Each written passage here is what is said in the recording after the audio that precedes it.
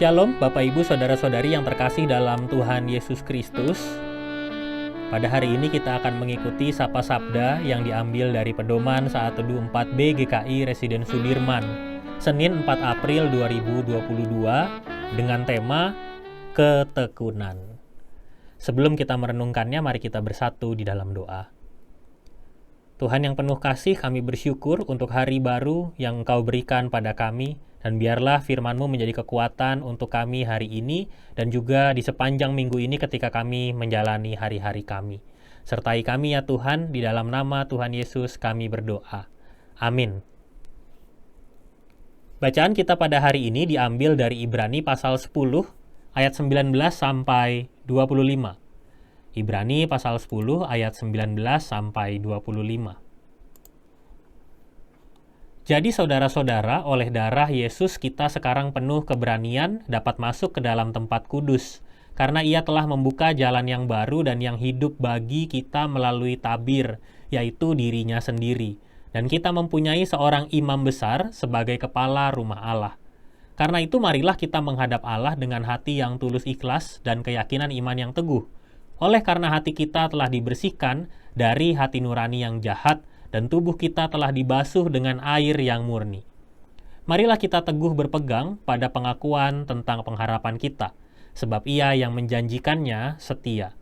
Dan marilah kita saling memperhatikan, supaya kita saling mendorong dalam kasih dan dalam pekerjaan baik. Janganlah kita menjauhkan diri dari pertemuan-pertemuan ibadah kita, seperti dibiasakan oleh beberapa orang. Tetapi marilah kita saling menasehati, dan semakin giat melakukannya, menjelang hari Tuhan yang mendekat. Demikianlah firman Tuhan, berbahagia kita yang mendengar dan melakukannya. Hosiana. Bapak, Ibu, Saudara-saudari yang terkasih dalam Tuhan Yesus Kristus, tekun artinya rajin dan sungguh-sungguh.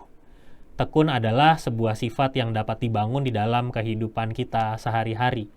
Orang yang tekun biasanya memiliki kinerja atau cara kerja yang baik dan konsisten.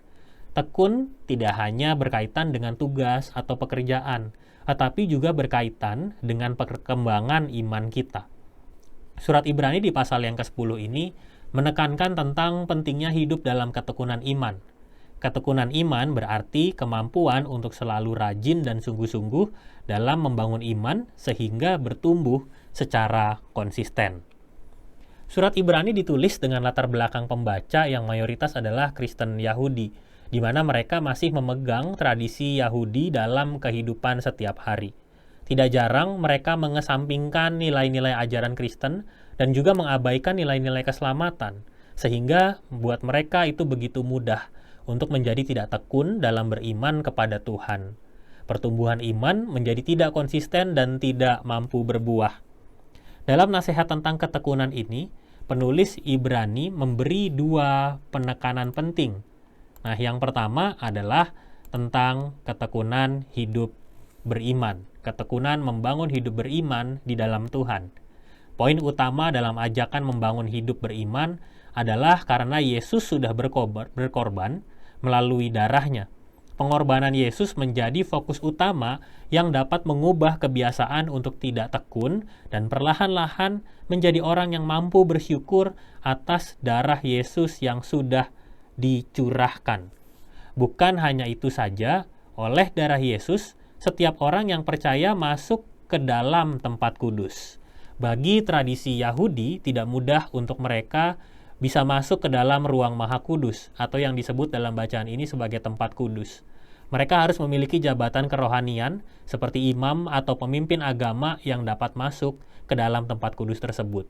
Nah, dengan demikian, pengorbanan Yesus ternyata membuat mereka hidup lebih istimewa dalam ketekunan iman. Percaya kepada Kristus mampu membuat perubahan di dalam hidup, sekaligus memampukan mereka untuk dapat hidup dalam kekudusan Allah. Imam besar yang dimaksudkan oleh penulis juga bukanlah manusia, tetapi Yesus Kristus itu sendiri yang menjadi imam besar, seperti yang pernah disebutkan dalam Ibrani pasal 4 ayat 14. Karena kita sekarang mempunyai imam besar agung yang telah melintasi semua langit, yaitu Yesus anak Allah. Baiklah kita teguh berpegang pada pengakuan iman kita. Nah, dengan demikian pengorbanan Yesus telah memberi kebebasan untuk siapa saja dapat berjumpa dan merasakan kehadirannya di tengah kehidupan setiap hari. Mereka hanya perlu memiliki hati yang tulus ikhlas dan keyakinan iman yang teguh. Nah, ketekunan iman itu berbuahkan pengharapan. Pengharapan menjadi semakin hidup dan juga terwujud dalam ketekunan untuk membangun hidup bersama atau membangun hidup bersama dengan sesama kita dan dengan cara saling membangun dan saling memperhatikan. Wujud ketekunan itu juga muncul dalam ajakan untuk selalu beribadah. Beribadah berarti menghayati kehadiran Tuhan. Dalam pola ketekunan iman dan ketekunan membangun hidup dengan sesama, akan terbangun kerinduan untuk bisa saling membangun. Nah, mari kita merenungkannya. Setiap orang atau setiap kita pasti menjalani hidup dalam ketekunan iman. Namun ketekunan iman harus berbuah di dalam kehidupan kita setiap hari dengan sesama. Hidup akan semakin indah apabila kita dan orang-orang di sekitar kita juga selalu mengutamakan ketekunan imannya. Sehingga kita dimampukan untuk hidup dalam kebenaran dan tuntunan Tuhan. Mari kita merenungkannya bersama.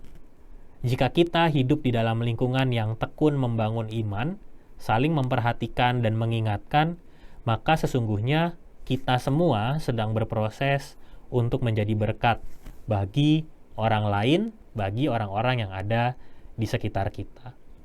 Nah, untuk itu pada hari ini kita akan berkomitmen. Mari kita berkomitmen pada hari ini kita akan menjadi orang pertama yang mengingatkan keluarga, saudara, dan teman untuk berdoa atau mengambil waktu bersaat teduh sebelum memulai aktivitas, terutama selama seminggu ke depan. Mari kita berdoa. Tuhan, ajarkanlah kami untuk selalu setia dalam membangun ketekunan iman kami, dan juga kami bisa membangun ketekunan hidup bersama yang terus semakin terarah kepadamu.